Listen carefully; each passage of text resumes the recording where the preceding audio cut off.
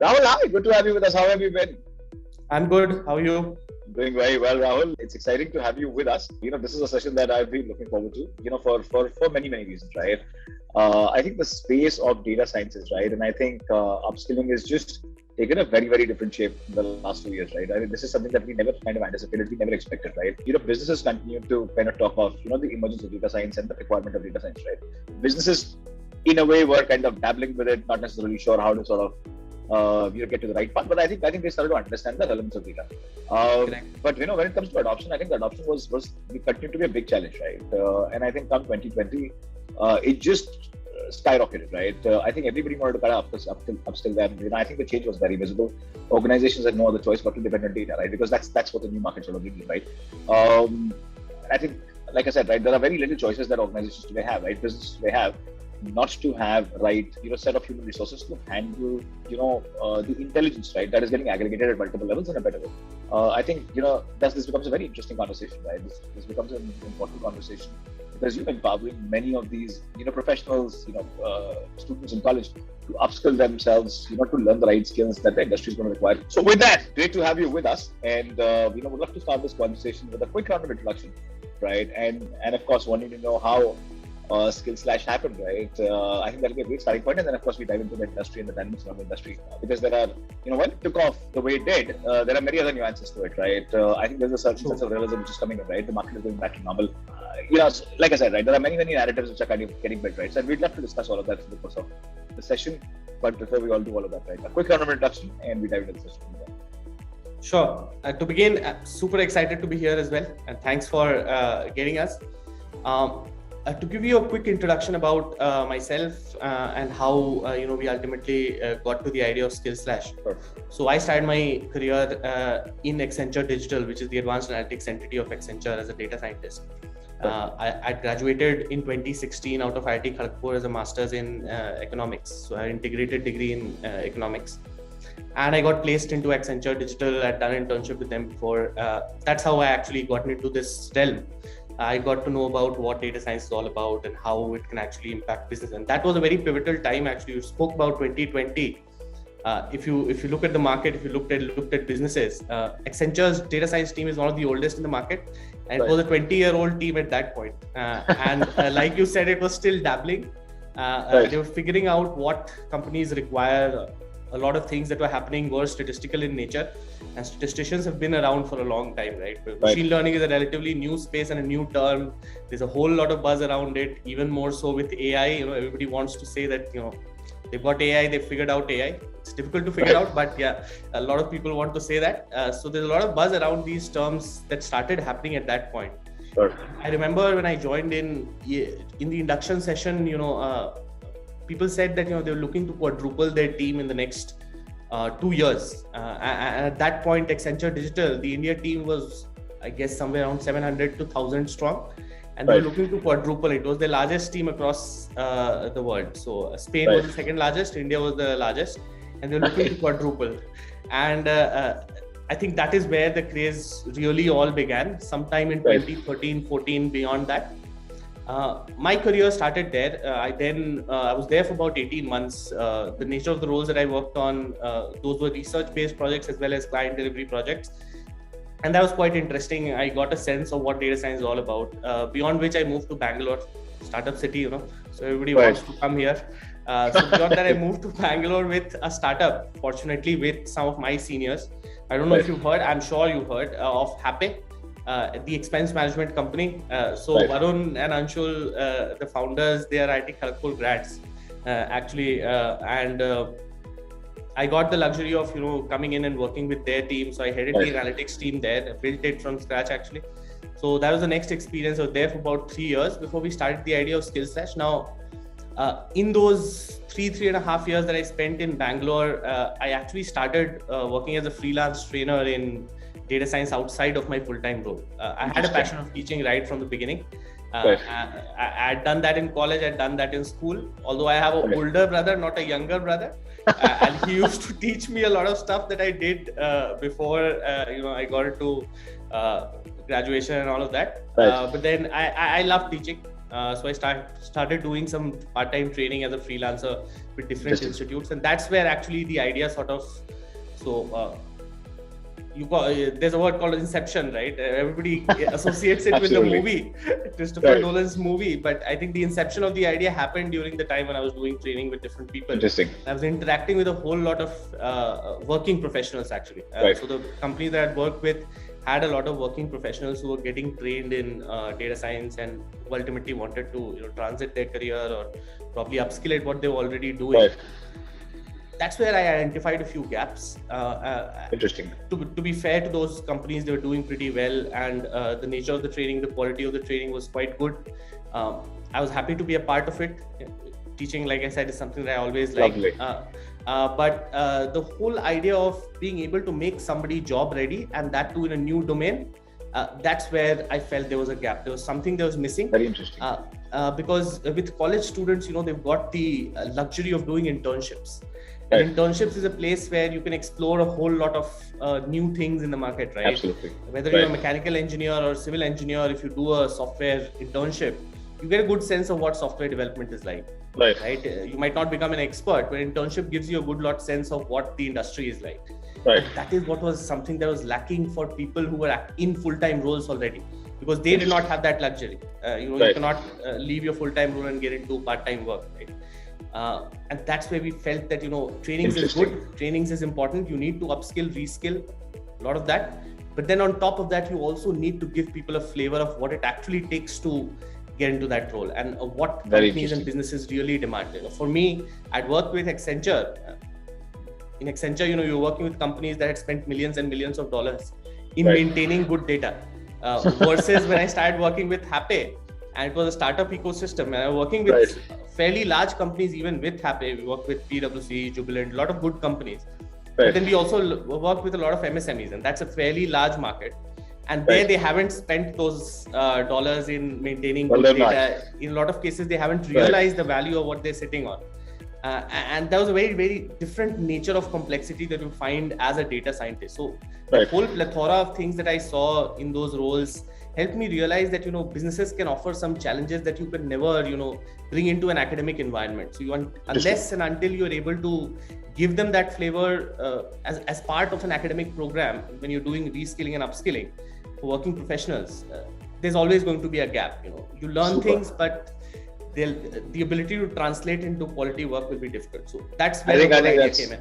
That's incredible motivation, Rahul. That's incredible motivation, right? And I think I wish how all of us can contribute to a cause like this, right? I think we're going to be in a different society, a different ecosystem, right? Because our education system is not necessarily geared to handle the changes that we're going to be experiencing from here on, right?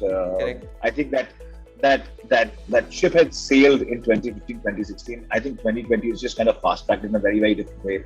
I think, like I said, our education system is not really sort of prepared for that. I think it needs to bring in professionals to cross over and then, and evangelize the cause of, say, newer technologies. I think in your case, you're doing data sciences, but I think there is just so much more, change that is happening, right? I think this entire scope and space is going to be available across pretty much, when we talk of growth, when we talk of product, when we talk of operations, we talk of pretty much everything, right? I think that alignment will have to sort of come in. But, we're here for a discussion on SkillSlash, right? And how you're kind of building it. Now, what is the current position of SkillSlash? I'd love to understand that. From when you started, 2020 was, like I said, right, a year of, of course, it was a very difficult year, 2021. Included, right? Has been a very difficult phase for, I think, each one of us at a personal level. But I think it's been a phenomenal phase for a country at large, right?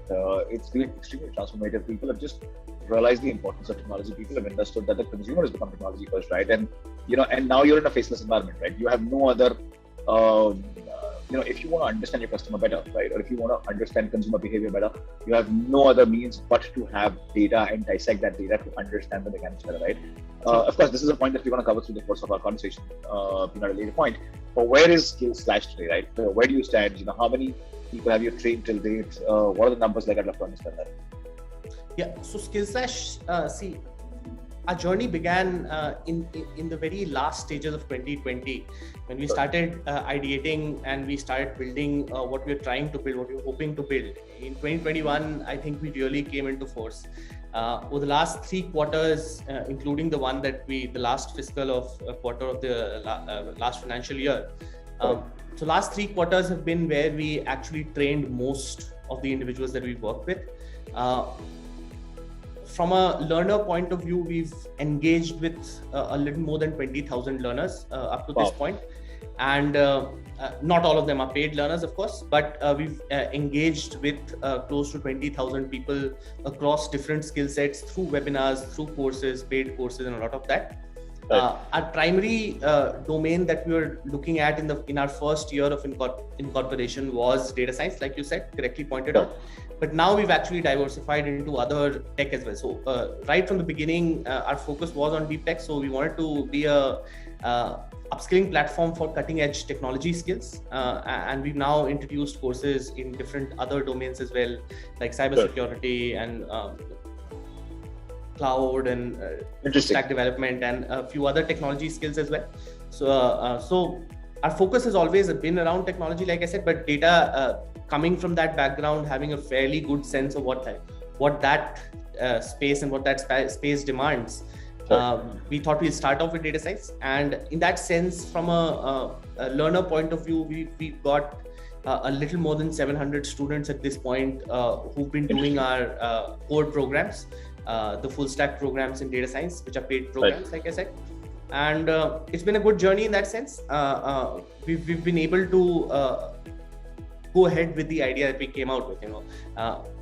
We are an idea-driven company, right? So we are a company that put all its bets in one basket, believing that you need to be able to show people and give people a sense of what working in the industry looks like. So we partnered with a lot of companies for our students to actually work with them. We set up our consulting arm along with the EdTech arm, and both of them have been doing quite well. Over the last year, we've seen good growth as well.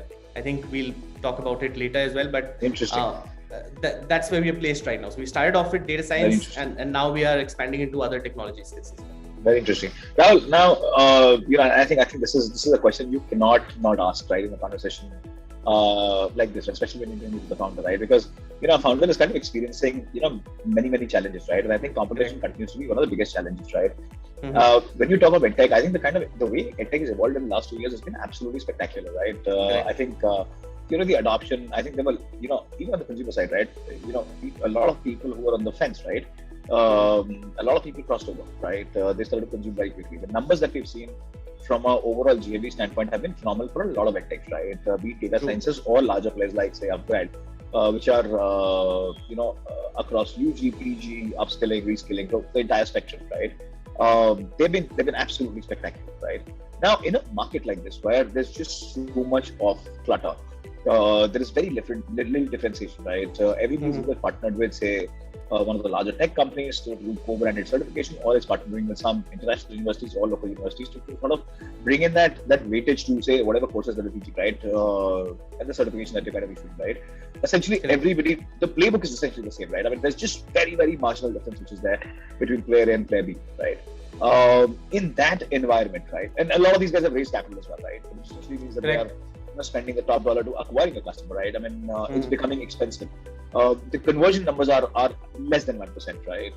I think only just about a handful of players have been able to, convert numbers better beyond that industry standard, right? So it's an extremely competitive and a complex environment, right? There are all sorts of commitments for applying. They're not necessarily right commitments, right? So what is happening is, what is happening is that with all of this informational overload and choices, right, and commitments, good and bad, right? I think there's a lot of confusion which is kind of happened in the minds of the consumer, right? How do you kind of see that? I'd love to understand it from you. One, how do you see competition? What becomes a differentiator in the process? And second, how are you ensuring that the consumer gets communicated with all the honesty, all the integrity? I know of quite a few of EdTech players, you are making all sorts of commitments, right? And trust you me, and I'm sure you know those numbers already. You know those experiences already, right?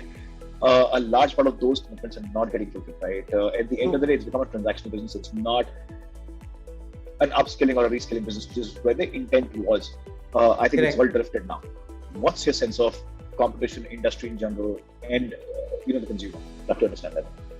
Correct. See, I think you called it a clutter, right? It's exactly what it is right now. The edtech space, there's a whole lot of programs that are getting offered, but if you broadly classify the programs that are currently out there in the market from a professional upskilling point of view, there are two kinds of programs. One is where there's a degree program that is getting offered. So I think a lot of big players like Upgrad and Great Learning, they've done degree programs. And that is a very different sort of value prop that it offers for people. So for people who are looking to go out and pursue higher education, say they want to go for masters, they want to go for PhD, there's credit carryover that happens through those courses, and that's primarily what those degree programs offer. Plus, it also gives those programs the credibility of having been associated to a larger college. So that's one kind of program. And the other is where companies have done corporate tie-ups, where they've engaged with a company that could be an IBM or that could be a KPMG, and they've created programs, courses that are backed by those companies. Now, in my I'm not going to name companies, but I've also worked with companies as a freelance trainer, like I said in my background. So that was where my journey started. So I've worked with, so I know how it really works, right? So those are partnerships, and ultimately there's a fair bit of training that happens inside. So most of these programs are actually done by the companies that are offering those programs, and you go through those trainings. Ultimately, like I said, the reason why we started, it's a very cluttered market. It does not make a lot of business sense to actually get into a market as cluttered as this. But then we've been able to carve out a niche for ourselves. The reason why that happens is because we've been able to educate masses on why the need for SkillSlash exists. Because even after going through, you said, in a lot of cases, the commitments that have been made, probably people are not happy with the level of fulfillment that has happened at the end of it. And that'll always happen with the business. No, I'm not trying to put down what these businesses are doing. But then if you're in the professional upskilling market, the ultimate aim has to be able to get people job ready, to get people to a level where they're able to use the skills in actual roles.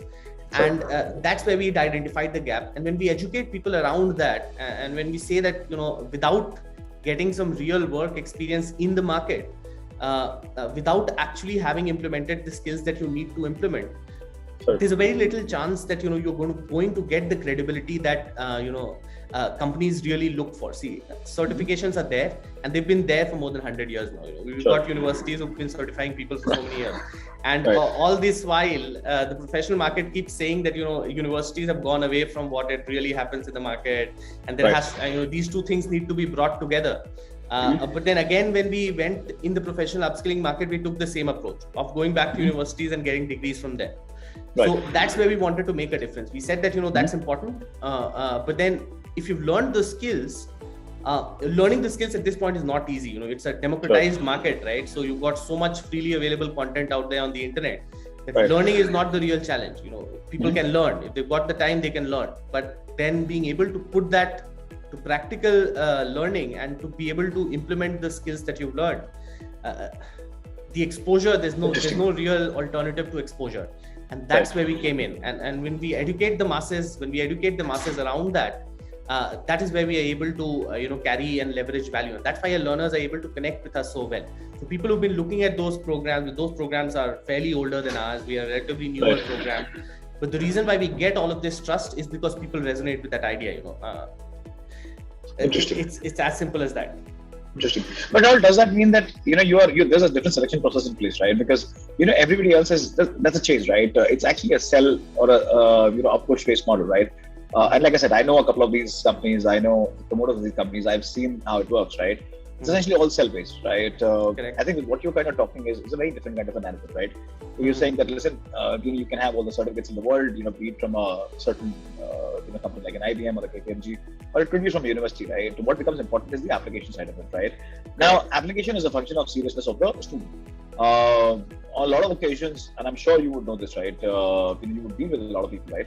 a lot of occasions it's basically very, very cosmetic, right? It's just a good looking line on the resume, and you basically possibly that substantiates your position in the organization, the promotion that you're looking at, right? So it becomes very short, short-sighted, right? The intent of doing such courses is very, very short-sighted, right? And essentially that's essentially a lot of these organizations are kind of capitalizing on, right?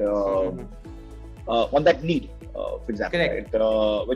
When you hear their pitches, when you look at their promotion, you're essentially just looking at, that's very, very clearly being spelled out in just that many, words. The larger sort of direction is essentially in that zone, right? Now, and like I said, right, what you're talking about is a very different kind of narrative, right? So does that changes your selection process? Does that, makes it, is that different from how any of these organizations are doing it? Your funnel is looking different. I would love to understand that, right?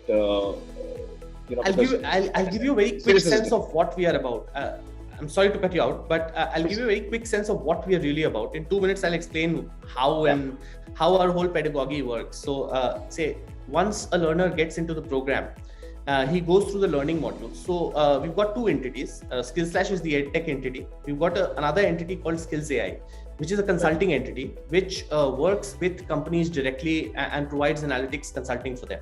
Sure. It's a relatively small entity at this point. We've worked with somewhere around 11 to 12 clients up to this point.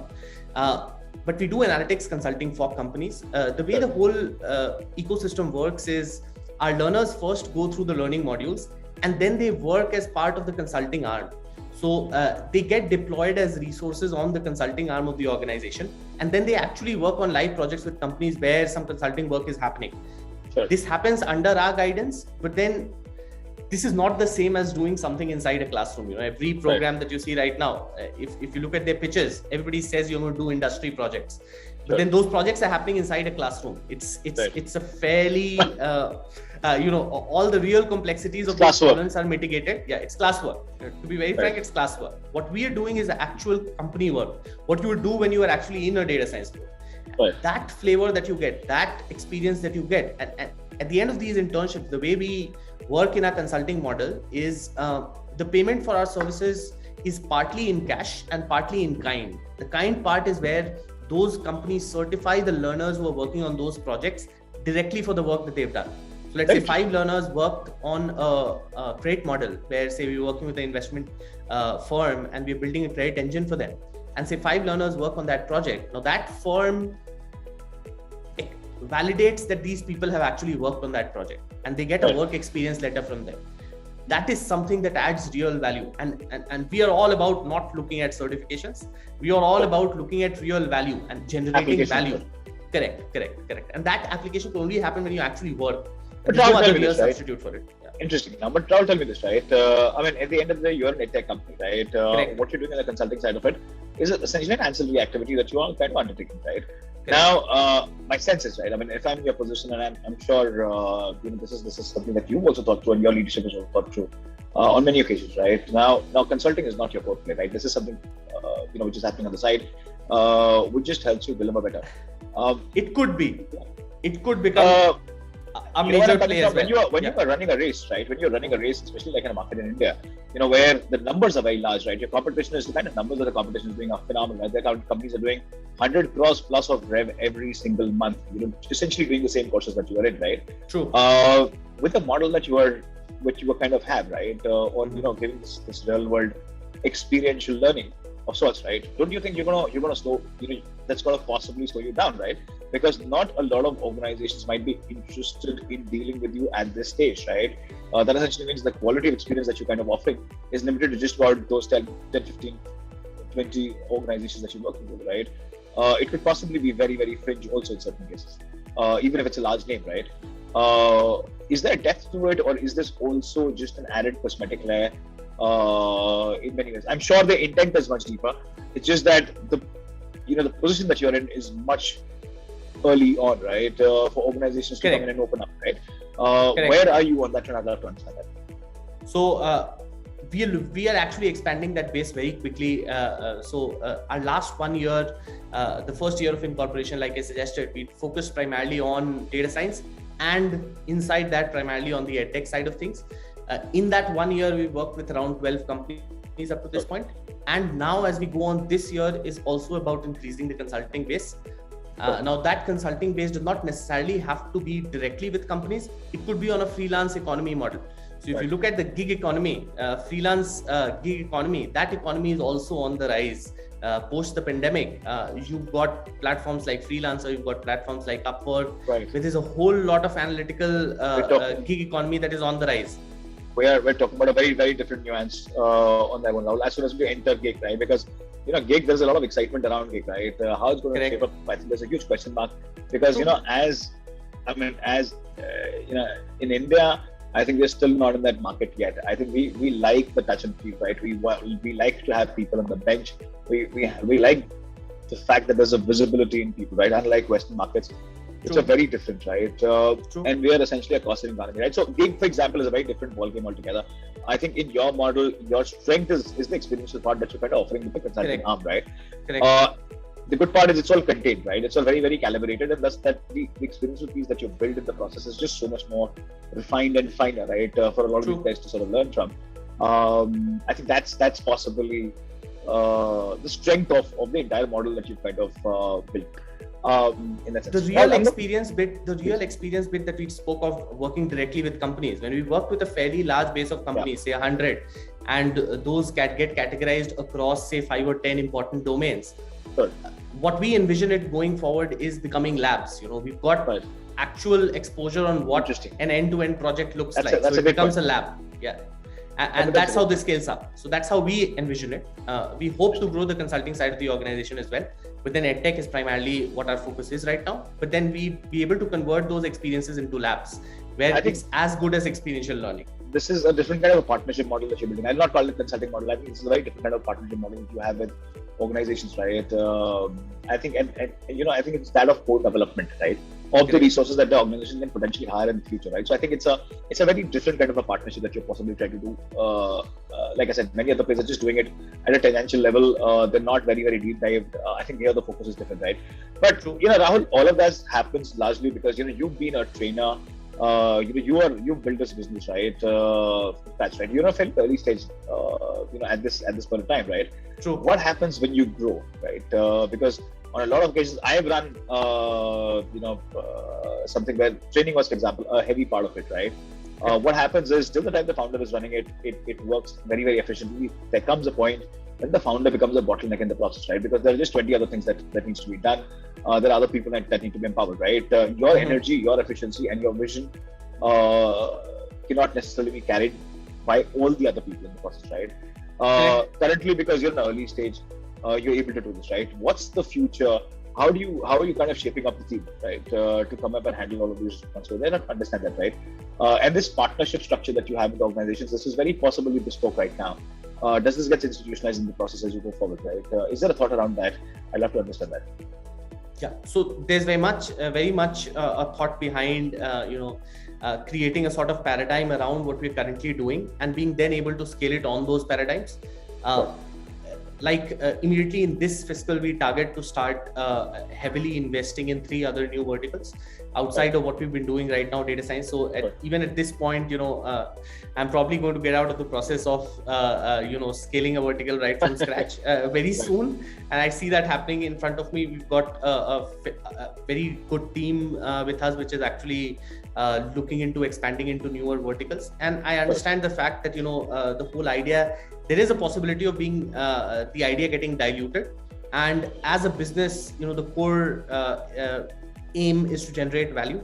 And that sense, we're also looking at other avenues of being able to explore other nature of programs that, what the market is offering, right? So you can't stay behind the competition for too long or you get lost, right? So we've been growing more than 70% every quarter in the last 3 quarters that we've been functional. So we don't want to slow that down. So we'll definitely keep going on that pace. And as and when we grow, like I said, we've put enough focus on how this whole work and learn ecosystem works. And we hope to keep that scaling up. And because we work with relatively smaller size organizations, the nature of the startup ecosystem in India is such that I don't think we'll ever fall short of companies who are in very early stage. So we're also working with companies who've not even launched.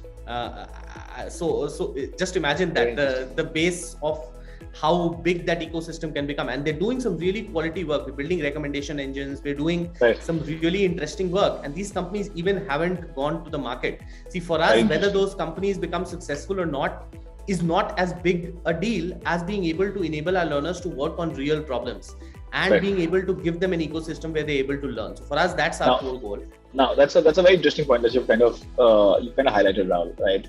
Now, in the early part of our conversation, you spoke of SMEs, you spoke of MSMEs, we spoke of large enterprises, right? Now, when I look at the industry, right, but there are two sides to it, right? When I look at EdTech-led, right, I mean, everybody's kind of raving about, they've raised a lot of dollar, right? Everybody's raving about, how data science, for example, is going to change, the shape of the face of human race, right? For example, right? And I think everybody's out there, everybody's advocates, right? And everybody's kind of trying to sell something or the other. And then I start to look at the business side of it, right? Now, of course, I, as an individual, I am an observer, right, of the economy, be it Indian, be it global, right? And in my capacity, I get to talk to a lot of promoters, founders, right? Who are on the other side of this entire game, right? Now, when I look at the industry, now the challenge with the industry is that the industry does not necessarily understand what's the shift like, right? How the consumer behavior is going to be. They're still grappling with age-old problems. They're still sort of optimizing those issues, right? Well, the goalpost is completely shifted. My question is something that you kind of, like I said, right? You kind of highlighted your earlier point, which is that you're training these people on live tasks and so on and so forth, right? Now, as an organization, when you go large, right, and like I said, there are many other players who are selling the same product. The challenge is because the industry is not necessarily very sensitive to this shift, right? Because they're still grappling with their other problems, right? Be it on the operation side, be it on the efficiency side, and all that, right? Now, they've not necessarily either prepared to, say, for example, register a lot of this data. How to utilize is like the second question, right? Some organizations, large organizations, have the capital to do that.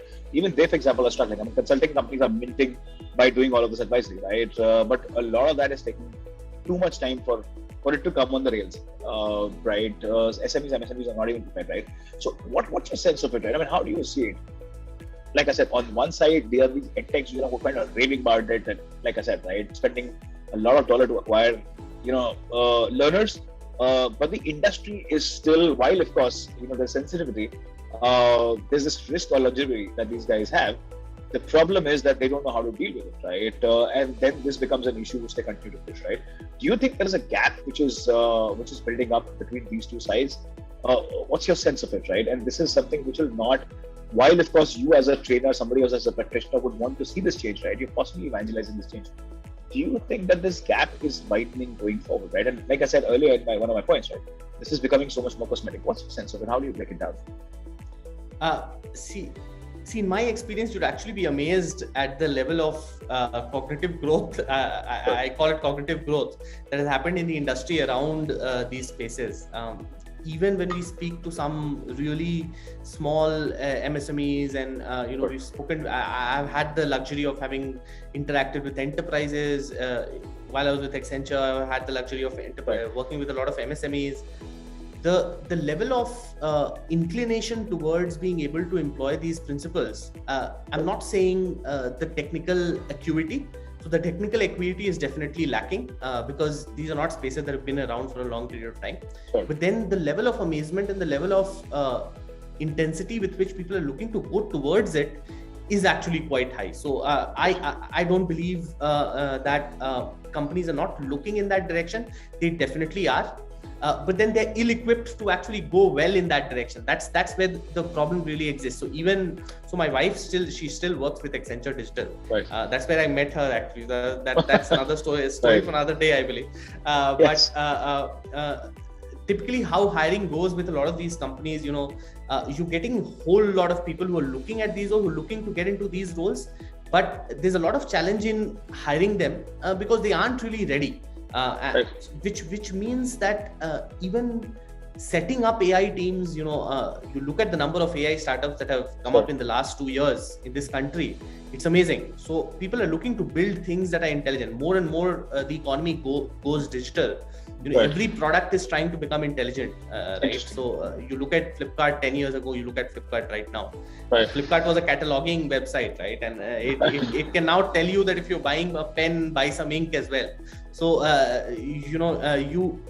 people are making intelligent products, and right now the product is becoming intelligent even before it's gone to the market. People talk about GTM and MVP, but I still believe in the idea of MVP, and you've got to put your product in the market as quickly as possible.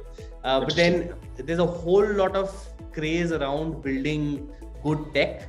And I think that's where we come in. No matter how many people keep getting upskilled in this market, you will still have a shortfall in the number of people actually looking at those positions, right? So companies are much more than the number of people that we're actually training in that sense.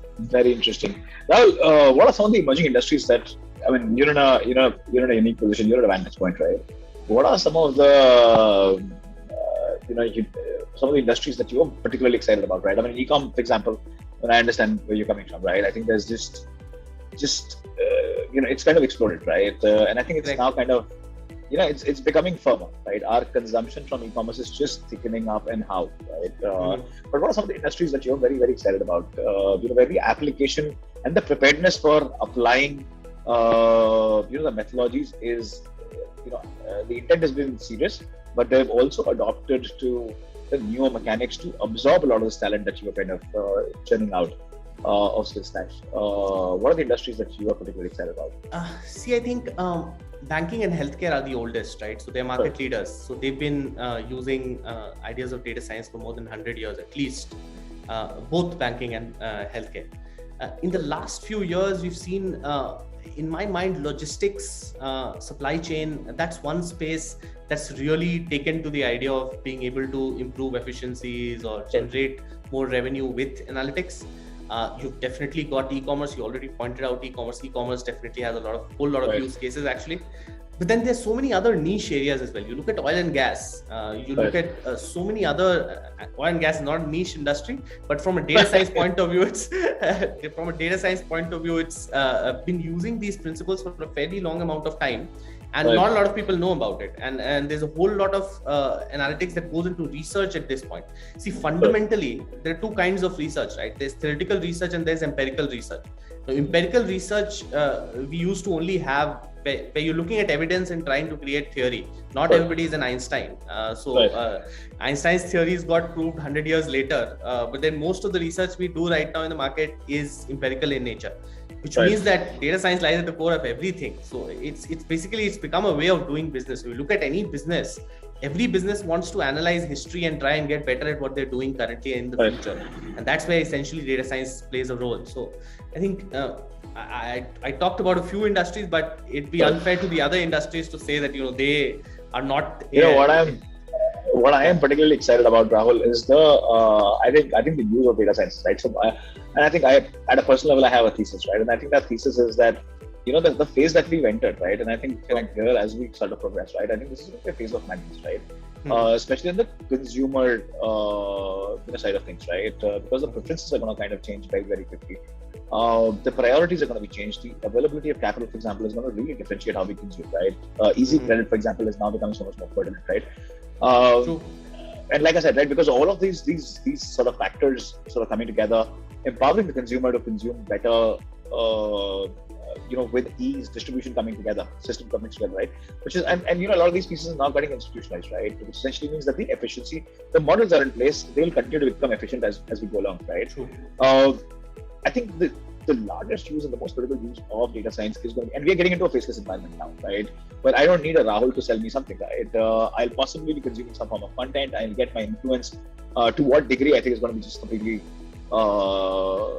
different. I think it's going to be a combination again of a variety of factors, right? And then eventually I'm going to go out and consume from there, right? So it's going to be essentially entering a phase of faceless interactions, right? Faceless sales. Consumers' behavior is going to be so much more unpredictable, right? And which essentially means that the companies will stand a huge risk of being able to predict their sales, for example, their revenue numbers. A lot of fads are going to fly past, right? So there's we're getting into a phase of madness, right? With a lot of high risk, a lot of velocity. And I think a large part of, given that the consumer now is going to be invisible, you don't have a lot of primary data because this primary data is going to be held up with, say, some of the distribution platforms, right?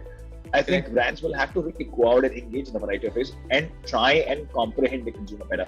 And I think a large part of what data science is going to be about is going to be essentially that, because this is something which is not very quantitative in nature completely. there are many qualitative aspects around it, right? And I think that's where the real application, real modeling will start to sort of happen. And I think that's where possibly the impact is also going to be the largest. I think for all the other industries where it's being used, I think we're essentially at a very elementary level of using data science, building those models, which just get us the efficiency. The good part is that these are all quantitative models, right? They're quantitative numbers to sort of help you improve some of those aspects. But that said, right? That's a discussion and a debate for our next conversation that we have, Rahul. Well, any business has challenges, right? In your case, the challenges are a little more because the first thing that happened was that as soon as people started to look at India, as soon as people started to look at COVID, the numbers were extremely strong, right? For a lot of large funds to come in and pour capital into India, right? And we've seen EdTech is one of the biggest beneficiaries of the global capital injection that has happened in the Indian market, right? True. And I think because EdTech and education in general has a very strong, it can evangelize the change, right? And I think that's what possibly this entire money went into, in many ways, right? Now, we kind of touched upon this question earlier, right? Now, this is something which has made it very, very difficult for anybody to starting out now in the EdTech space, right? You're relatively new, right? You're trying to sort of differentiate yourself. But the fact of the matter is that there are players who have been spending a lot of dollar. They've been doing all sorts of advertising. They've been acquiring customers across all channels, right? The engagement has been very, very thick. When you look at the kind of work that they've done, there is like a huge long tail of work that you can see, right? The kind of impact that they've been able to create, right? The visibility that they have. Now, branding becomes important in a game like this, right? Branding is essentially a function of what kind of capital that you reach, right? I'd love to understand what are some of those challenges that you're kind of facing, right? In this case, Funest, for example, are largely operating across all the platforms, right? There are lesser exclusive trainers, right? Especially in these specialized subjects like the ones that you are kind of dealing with at SkillSlash. How are you tackling all of this? I'd love to understand that. What are some of the other challenges possibly which I've not covered? I'd love to understand in your journey that you are dealing with day in, day out. I'd love to understand that. See, I think customer acquisition, like you said, people, when you got venture capital money and you got a lot of money pouring in, there's a whole lot of spending that can be done, and there's a whole lot of behavior choices that these companies are able to leverage to identify and acquire audiences. Now, in our case, we are a bootstrapped venture, and see, I come from economics background. One of the first things that I learned was unit economics. And that's the principle that I believe in. If at a unit you aren't profitable at scale. Although that fad, it's now being called a fad though, with so much money being poured into this market, people don't believe in the value of that. Although I still continue to believe in the value. I understand the value of money. There's no harm in getting money. It definitely allows you to scale up. We've grown conservatively up to this point, and we've gotten enough capital to now invest heavily on our branding as well. So that is one of, like you said, branding yourself at this stage, given the amount of money that is being spent in the market, is definitely a challenge, and not just a monetary challenge, but it's also a challenge of being able to educate. Because being an idea-driven entity, we want to educate people on what's the right way, because there are multiple ways, right? So there are multiple ways available for consumers. It's about being able to educate what's the right way, and we're looking at good channels to try and do that. There are definitely challenges in that sense, but I don't think those challenges are too difficult to overcome. When we were starting, a lot of people said, it's going to be difficult to even stay in the market for 6 months. But we've done pretty well. So in that sense, we've been profitable right from the start. We've started this off with very little money. We bootstrapped this and we started it off, and we've been profitable right from the beginning. We've been able to generate enough capital to now start heavily investing in growing brands, growing verticals, growing the brand and growing the verticals, different verticals. And in that sense, I think these are challenges that we are very much ready to overcome. Interesting. But the market that you see around you, it can change how a company thinks, right? So and you can't predict that really. So if you really ask me, Rahul, I think with all of this, the spending spree that these organizations have been, right? I think the quality is suffering at some point, right? And I think the industry started to take a notice of that, right? I mean, I come from a school of thought where I believe you can fool some people, sometimes not all the people all the time, right? So while there was this excitement that they could create, there were a lot of learners. But I think from an application standpoint, I think there's this huge lacuna that still continues to exist, right?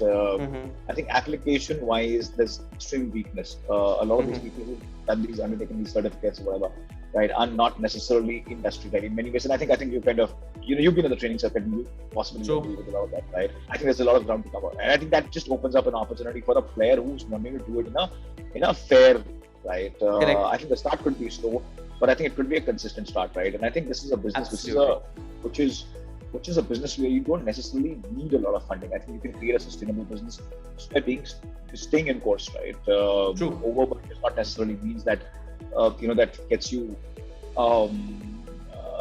anything better. I think there could be dilution in seriousness, right? So anyway, now moving on to the next and towards the end of our conversation, right? But like just last few questions, right? Now, a business model, when you talk of edtech, there are like a bunch of business models that are now kind of coming up, right? And they're very, very interesting business models that are coming up, right? We actually see a very interesting,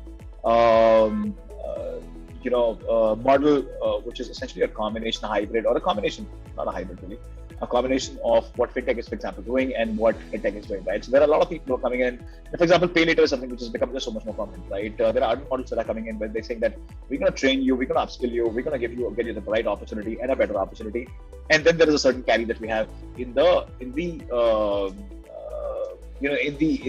premium that you, for example, generate from the course that we've talked you through, right? The opportunity that exists on upskilling, right? And we become your partners in the process. Now, these are some beautiful models that are coming up, right? Of course, they're a little inconsistent right now. They're a little premature right now. This is not possibly the time because the industry is still grappling with Corona, right? We kind of hear something happening somewhere. It's still not very, very consistent, right? We're still not there yet. But these are amazing models if you really look at it, right? These are partnered models, right? Where the serious candidates also now have an opportunity to basically align themselves. They could not have necessarily the resources, but there is a partner which is willing to sort of back them, right? Like I said, these are some very small models. These are not very large, visible, scalable models, right? But this is a very differentiated narrative which is also getting built in the process, right?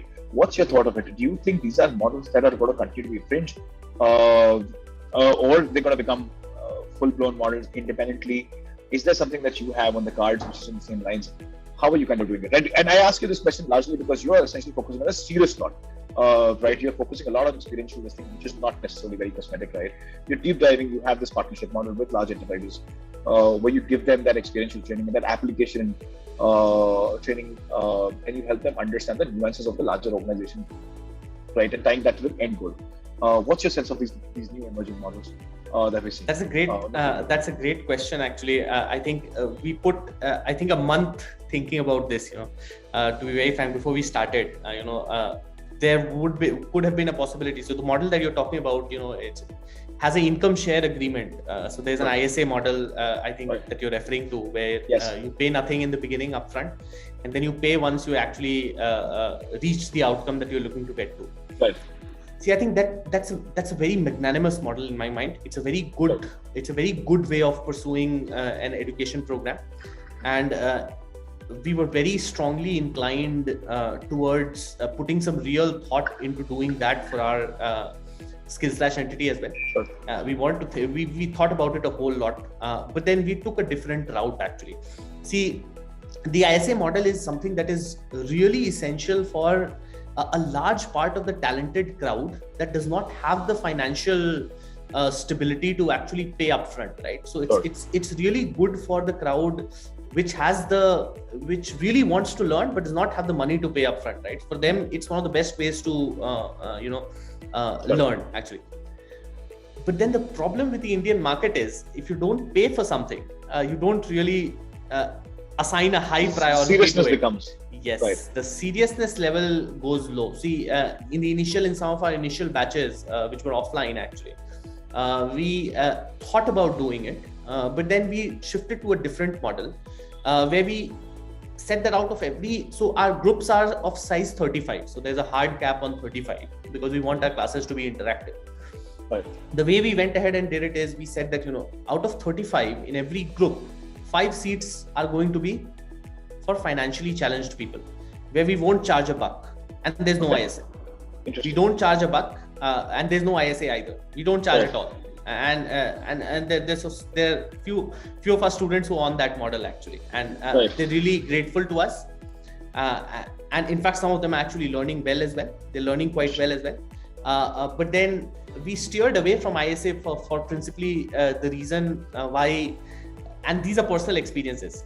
See, when I'm going out and looking for a headphone, when I was in college, I used to sort it on price from lowest to highest. Right. When I went out and started earning, I did the opposite. I used to sort it from highest to lowest, assuming that when something is priced higher, it's actually good, and it's psychology. It's not true. But it's not based in facts. But it's psychology. It's human psychology. When you pay for something, there's a much higher level of seriousness associated to it. Yes.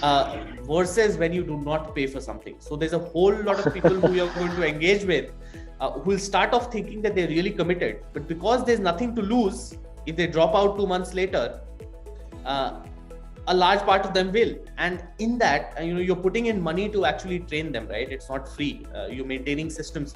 Even if these are recorded programs, you're putting in money to actually run those groups and create that content, and you get nothing out of it.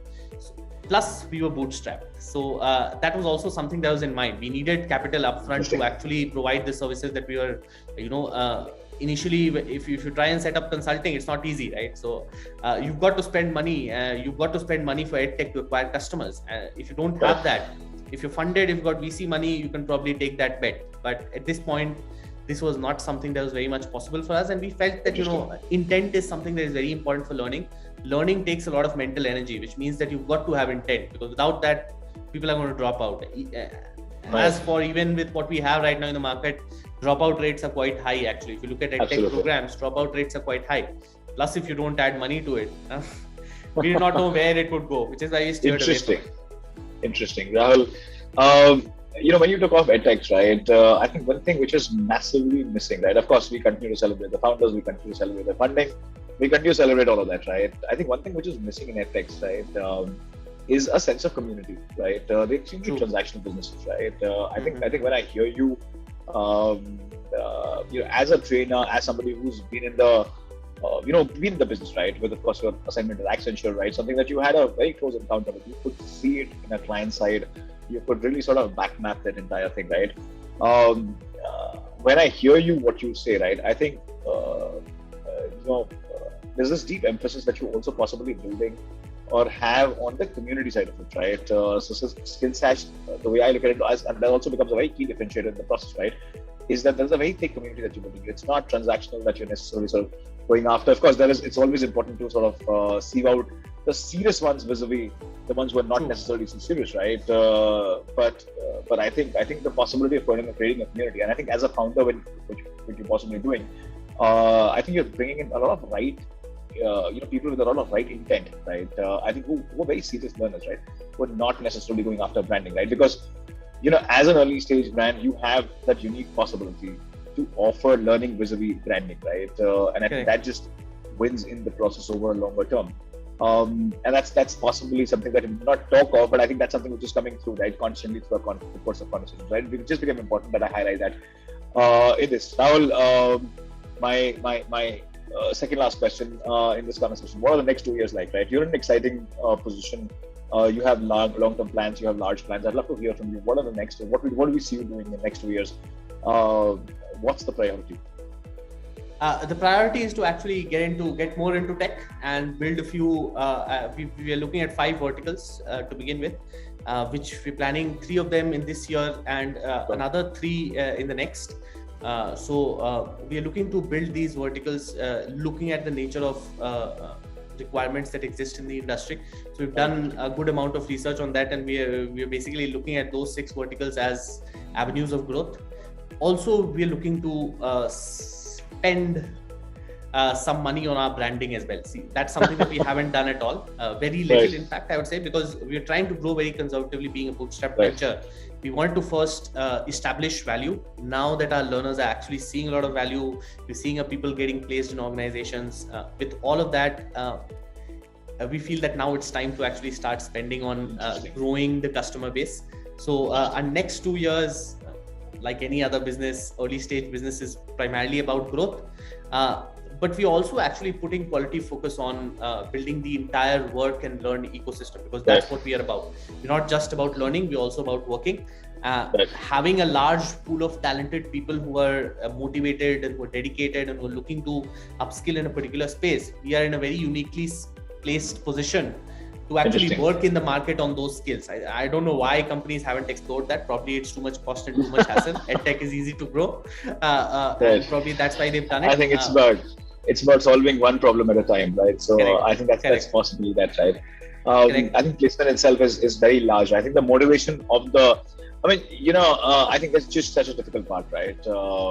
I think India is a complex market. So I think we'll leave it at that. Right? Rahul, last question in this conversation. I have many more, but I'm going to reserve some of them for our next conversation and hopefully soon, right? But my last question in this session. As a bootstrap entrepreneur, it's always very difficult to build, right? It's always, you're constantly in that zone of struggle. But it also is very uniquely, you have your own space, right? You can build it at your own pace, right? You can prioritize impact over numbers in many ways, right? You're not necessarily in a zone where you have to sort of just squad and rush and do something, right? You have a time to calibrate and recalibrate, I think, which is just so much more important in this thing, right? If you're to give an advice, and not everybody goes on to raise a lot of capital, right? But on a lot of occasions, founders tend to give up in the journey, right? It's not very easy without growing a business without necessarily raising capital, right? We get fixated on that as a thing, right? If you were to give out advice to many people, who are bootstrapping their way, what would that advice be? I'd love you to spell that out, right? Suggestion, advice, however you want to term it, or any anecdote from your journey which you think has helped you stay focused, because I think that's another very, very important thing, right? India is, like I said, uniquely at a point where we're going to have capital is available, but you also now, as a promoter, have a choice. If you want to sort of go and raise the capital, or you want to do something where you have, like I said, your own space, like the one we were doing, right? And the satisfaction is very different, right? Because you're getting to build what you want to create that impact, right? You're not necessarily in that rush. What would that advice suggestion be? I'd love to hear. See, I think you get a lot of advice in India, and you shouldn't take all the advice that you get. So I'm not going to call it advice, but I'll tell you what my experience is. See, as a bootstrap venture, like you correctly pointed out, you're in a very good space. You're in a very good mental space. There are challenges, but you love to take up those challenges because there's no external pressure to actually go in a specific direction. So that, having said that, the one thing that I've always believed in is unit economics. I think I spoke about it earlier as well. And that's one thing that I believe in. As any business owner, one thing that you should always think of is unit economics. There are some businesses where you've got to build and create, and you've got to alter user behavior, right? And those businesses need money. But then there's a whole lot of space where it's not like that. If you focus on unit economics right from the beginning, probably that's a better way of growing businesses. I've seen a lot of businesses, and I'm relatively young in that sense. I'm 28 years old, so I'm not a person who has a lot of experience and who can talk about everything that's going around in the world. But then there's a whole lot of craze in going after venture capital money, and there's a lot of good in that as well, because it allows you to scale up quicker and grow faster, experiment, take chances, get more riskier in your approach. But then that allows you to grow faster. So that's good. But then if you're looking to bootstrap it, best wishes. And it's an interesting way to grow your business. It gives you all the luxury and freedom of being able to decide what to do and when to do it. I think there's real fun in that. Plus, there's growth. If you do it well, and if you've thought about unit economics, I think you're good to go. Interesting. Well, I have had the opportunity of knowing a couple of founders, right, who are bootstrapped, right, and who are doing phenomenally well, right. They built extremely profitable businesses. I think if they choose to exit, there's a very large value creation which is going to happen, right. But I think what I particularly like in your session, and I think which is a common constant across, I think all of these individuals, is their focus on wanting to create impact, right. I think when they started their journeys, they were essentially in the same chase, right, going out and trying to raise their capital, right. But I think it's just so much more important to go back and focus on your customer, right. And eventually, if you, like you said, right, economics becomes so much more important, right. If you can go back to your customer and get that customer to pay you money, right, and basically respect you for what you're offering, and value what you're offering, most importantly, right. Of course, that comes with the fact that you are very serious about what you want to deliver. For the value that you can give, I think it's just so much more phenomenal, right? I think even if you choose to sort of go out and take capital tomorrow, I think you will, one, be able to handle it very, very responsibly. Second, is that your priority will always be your customer, right? You're not trying to recreate the wheel. You're not trying to sort of, I think getting to a point where the customer starts to pay you, I think it's just such a phenomenal point, right? I think that just changes the trajectory of any organization. And if you can do that very, very early on, like possibly how you're doing it, a couple of other people out there in the market are doing it, it just is a very, very solid foundation that you're giving to a business, which is and possibly a business which would go through a lot of changes that could continue to happen, right? Systemic issues that could continue to face, right? Which are not necessarily in your control, right? But having that foundation where the customer is paying for the value that you're bringing to the table, I think just a phenomenal play. I think then, and being bootstrapped, not being bootstrapped, I think this is a very small choice in that order, right? Rahul, with that, thank you so much for doing this. This was a phenomenal session. We wish you all the very best for your journey. I think what you're trying to build is something spectacular. I personally, I love the motivation of you wanting to create an impact. Impact first, right? I think everything else as an incidental is phenomenal, right? I think the need is for learning in general to get out of that cosmetic zone, which a lot of people are marketing and a lot of learners are prioritizing. I think the need is to get seriousness in learning, understanding the skill, implementing the skill, understanding the larger goals. I think a lot of that perspective is just so much more important. Learning cannot happen in a silo, and I think that's something that you're trying to sort of change in the way things are happening. We wish you all the very best, like I said. Thank you so much for doing this, and look forward to having you with us much more. Thank you so much for your good wishes, and looking forward to see you again. Thanks, Ashu. Yeah. All the best. Thank you.